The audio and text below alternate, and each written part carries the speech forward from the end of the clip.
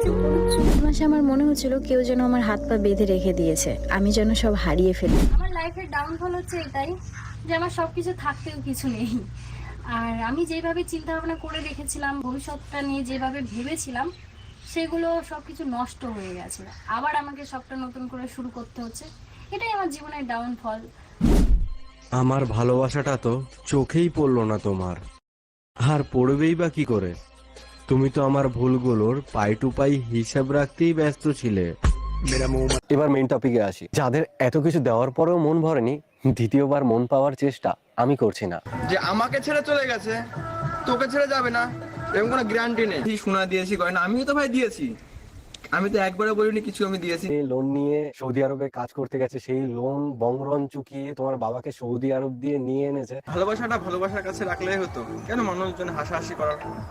আসার পরে যে সোনার লাখ দুয়েকের যে চেনটা দিয়েছিল, সেটা তাহলে বংরন দিয়েছে। ভাই আমি একটা কথা বুঝি না, যে ভালোবাসার মানুষকে যদি কিছু দেওয়া হয় তো সেটা নেক্সট টাইম কি করে মানুষের সামনে বলে? ফোন দিয়েছিস নাকি তুই? সোনার চেন দিয়েছিস, 2 লক্ষ টাকা দিয়েছিস নাকি? কাকে নিয়ে কথাগুলো বলছিস তুই ভেবে দেখেছিস? তুই কাকে নিয়ে?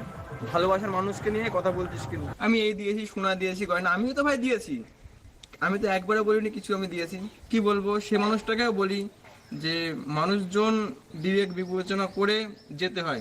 মানুষ দেখেছে বংরন সবার জন্য কি কি করেছে, আর মানুষ এটাও দেখছে ভংরন এর বিনিময়ে কি কি পাচ্ছে।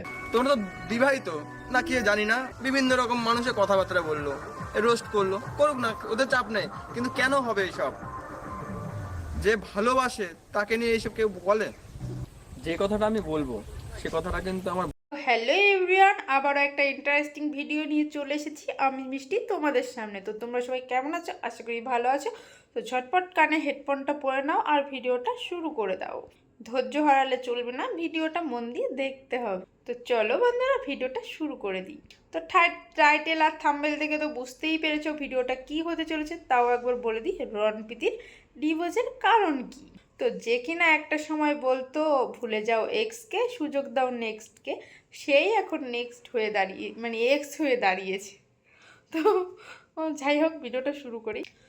তো বন্ধুরা, 1 বছর আগে কিন্তু এই সময়েই আমরা দেখলাম দু পরিবারের মাঝখানে মানে দু পরিবারের তরফ থেকে তাদের কিন্তু ভালোভাবে রেজিস্ট্রি ম্যারেজ হলো, তারা একসঙ্গে থাকতে শুরু করলো। তারপর আবার কিন্তু তাদের মধ্যে ভীষণ একটা ঝামেলা বাঁধলো। তো প্রীতি, তোমাকে একটা কথাই বলবো যে বিয়ে করো, তারপর শ্বশুরবাড়িতে যাও। আগে থেকে শ্বশুরবাড়িতে থাকলে, শ্বশুরবাড়ির ভাবটা বুঝে গেলে ডিভোর্স তো হবেই, তাই না?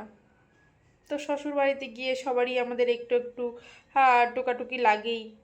তো আর তোমরা যেহেতু সোশ্যাল মিডিয়া ইউজ করো বেশি, আমরা যেহেতু দেখি, আর তোমরা যেহেতু ভিডিও ক্রিয়েট করো, তো তোমরা হাগা পাদা যা আসে তাই পোস্ট করতে থাকো।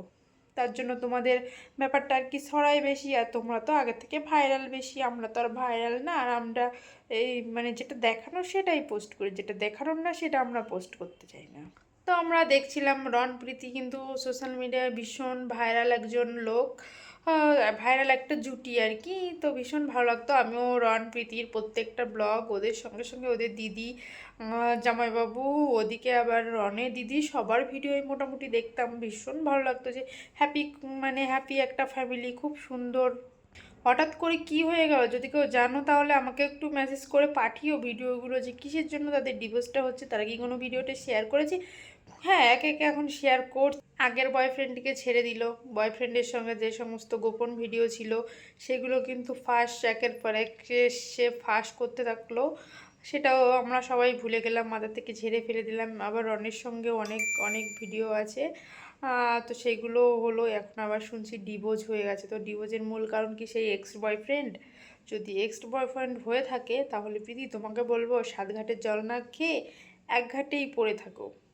এখন ভাইরাল আছো, এখন যৌবন আছে, রূপ আছে, ভবিষ্যতে নাও থাকতে পারে। আর সোশ্যাল মিডিয়া যে এখন আছে ভবিষ্যতে থাকবে না, সেটা কিন্তু হতেই পারে। তো বলবো, 7 ঘাটের জল না খেয়ে বেরিয়ে 1 ঘাটের জল খেয়ে বেরো। আর সব কিছু সোশ্যাল মিডিয়ায় তোমরা আনছো বলেই কিন্তু আমরাও তা নিয়ে টানা হাসরা করছি। তো তোমরা যদি সোশ্যাল মিডিয়ায় যেটা দেখানো সেটা দেখাও, তবেই কিন্তু আমরাও সেটাই দেখব। আর তোমরা যত এইসব ভিডিও পোস্ট করবে, আমরাও কিন্তু তত তোমাদেরকে এইসব নিয়েই আলোচনা করব। তো খারাপ লাগলে কিছু করার নেই, ক্ষমা করে দিও। টাটা।